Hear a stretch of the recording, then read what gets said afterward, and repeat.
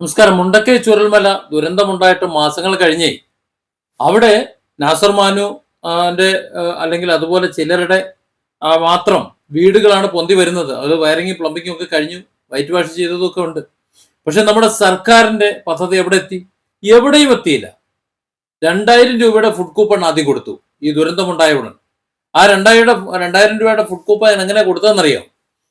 കൽപ്പറ്റയിലുള്ള കളക്ടറേറ്റിൽ ഈ പറഞ്ഞ ദുരന്ത ബാധിതരെ മുഴുവൻ കെട്ടും പാണ്ടവും എടുത്തുകൊണ്ട് അവിടെ ക്യൂ നിർത്തി കൊടുത്തു.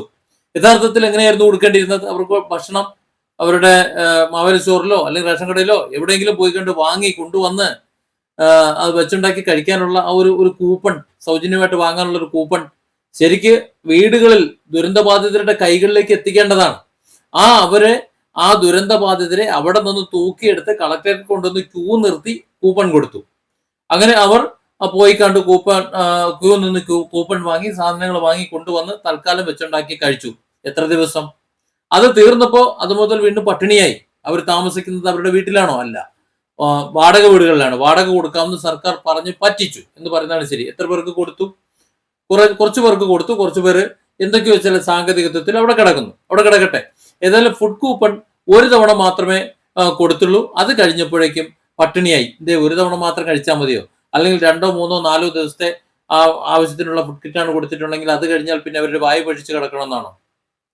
അതായത് ദുരന്ത ബാധിതരെ കൈപിടിച്ച് കയറ്റാൻ വേണ്ടി ഈ സർക്കാർ ഇതുവരെ ഒന്നും ചെയ്തിട്ടില്ല. കുറെ പദ്ധതികളും കുറെ കാര്യങ്ങളും അങ്ങോട്ടും ഇങ്ങോട്ടും പറയുന്നു എന്നല്ലാതെ യാതൊന്നും ചെയ്തിട്ടില്ല എന്നതാണ് വസ്തുത. എന്നിട്ട് ഇടയ്ക്ക് സ്കൂളുകളെ കുറിച്ച് പറയുന്നത് കേട്ടു. അവർ സ്കൂളിൽ പോകാൻ തുടങ്ങി, കുട്ടികൾ സ്കൂളിൽ പോകാൻ തുടങ്ങിയെന്ന്. അതായത് LP സ്കൂളോ UP സ്കൂളോ? അത് മാത്രമാണോ വയനാട്ടുകാരെ സംബന്ധിച്ചിടത്തോളം ഉള്ളത്? അവിടെ MBBS പഠിക്കുന്നവരുണ്ട്, അതുപോലെ മറ്റു ഉന്നത വിദ്യാഭ്യാസ മേഖലകളിൽ പഠിക്കുന്നവരുണ്ട്, നാളെയുടെ പ്രതീക്ഷകളായി വളർന്നു വരുന്നവരുണ്ട്. അവരുടെയൊക്കെ ഫീസ് മുടങ്ങി, അവരുടെ പഠനത്തിലുള്ള മറ്റു കാര്യങ്ങളെല്ലാം മുടങ്ങി. പഠനം നിലയ്ക്കുമെന്നായപ്പോ സർക്കാരിന്റെ കൈത്താങ് അവിടെ ലഭിക്കില്ല എന്ന് മനസ്സിലായപ്പോ ഏതാനും പേർ ചില സുമനസ്സുള്ള കുറെ ഹൃദയ വിശാലതയുള്ള ചിലർ അവരിറങ്ങി അവരുടെ ഫീസ് അടച്ചു. ആ ഫീസ് അടച്ചുകൊണ്ടത് മാത്രം അവരിന്ന് അവിടെ പഠിക്കുന്നു. ഇതല്ലേ സ്ഥിതി എന്ന് പറയുന്നത്. സർക്കാർ എന്താ ചെയ്തത്? സർക്കാർ ഇത്തരത്തിൽ ഒരു മേഖലയിൽ അവിടെ പഠിക്കുന്നവരുണ്ടോ എന്ന് പോലും അന്വേഷിച്ചില്ല. അല്ലെങ്കിൽ അവരെങ്ങനെയാണ് പഠിക്കുന്നത്, എങ്ങനെയാണ് അവർ ജീവിക്കുന്നത് എന്ന് അന്വേഷിച്ചില്ല. ഇവിടെ ഏറ്റവും ദുഃഖകരമായ അവസ്ഥ എന്ന് പറഞ്ഞാൽ മലയാളികൾ എല്ലാവരും കൂടി ഏകദേശം 800 കോടിയോളം രൂപ പിരിച്ചു കൊടുത്തു ഈ മുണ്ടക്കൈ ചൂരൽമല പ്രദേശത്തുള്ളവർക്ക്.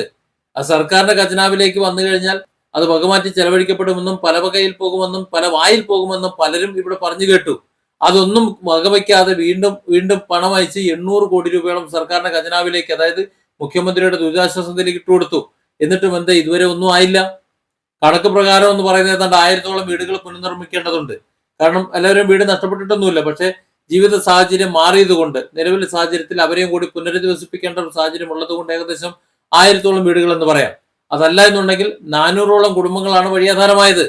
ഈ 400-ഓളം കുടുംബങ്ങൾക്ക് 2 കോടി രൂപ വീതം കൊടുക്കാനുണ്ട്. വേണ്ട, 800 കുടുംബങ്ങളെ എടുക്ക്. ഓരോ കോടി രൂപ വീതം അവരുടെ അക്കൗണ്ടിലേക്ക് നിക്ഷേപിച്ച് അവരുടെ ജീവിതം സുരക്ഷിതമാക്കാനുള്ള പണം ഈ മലയാളികൾ തന്നെ ഖജനാവിലേക്ക് കൊണ്ട് ഇട്ടു കൊടുത്തിട്ടുണ്ട്.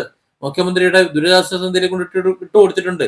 ഇതിനെല്ലാം പുറമെയാണ് മറ്റ് സന്നദ്ധ സംഘടനകളും മറ്റും സർക്കാരിനെ വിശ്വസിക്കാതെ സർക്കാരിനെ ഏൽപ്പിച്ചു കഴിഞ്ഞാൽ കാര്യങ്ങൾ നടക്കില്ല എന്ന് മനസ്സിലാക്കിക്കൊണ്ട് വീടുകൾ നിർമ്മിച്ചു കൊടുക്കുന്നത്. അവയിൽ പല വീടുകളും ഇപ്പോ പണി പൂർത്തിയായി. ഇപ്പോ താക്കോൽ കൈമാറാൻ പാകത്തിന് എത്തി നിൽക്കുകയും ചെയ്യുന്നു. പക്ഷെ സർക്കാരിന്റെ പദ്ധതി എവിടെ എത്തി? ഇവർക്ക് എല്ലാവർക്കും സൗജന്യമായി നല്ല ആധുനിക സൗകര്യമുള്ള നല്ല വീടുകൾ നിർമ്മിച്ചു കൊടുക്കാന്ന് പറഞ്ഞിട്ട് അതിൽ കൈയിട്ട് വരാൻ പറ്റാത്തത് കൊണ്ട് അതിനെ നിഷേധിച്ച് നിർത്തുകയല്ലേ നമ്മുടെ സർക്കാർ ചെയ്തത്. സത്യത്തിൽ ഈ സർക്കാർ ആർക്ക് വേണ്ടിയാണ് ഇനി കാത്തു നിൽക്കുന്നത്? ഇങ്ങനെ അവഗണിക്കുന്നത് എന്തിനാണ്?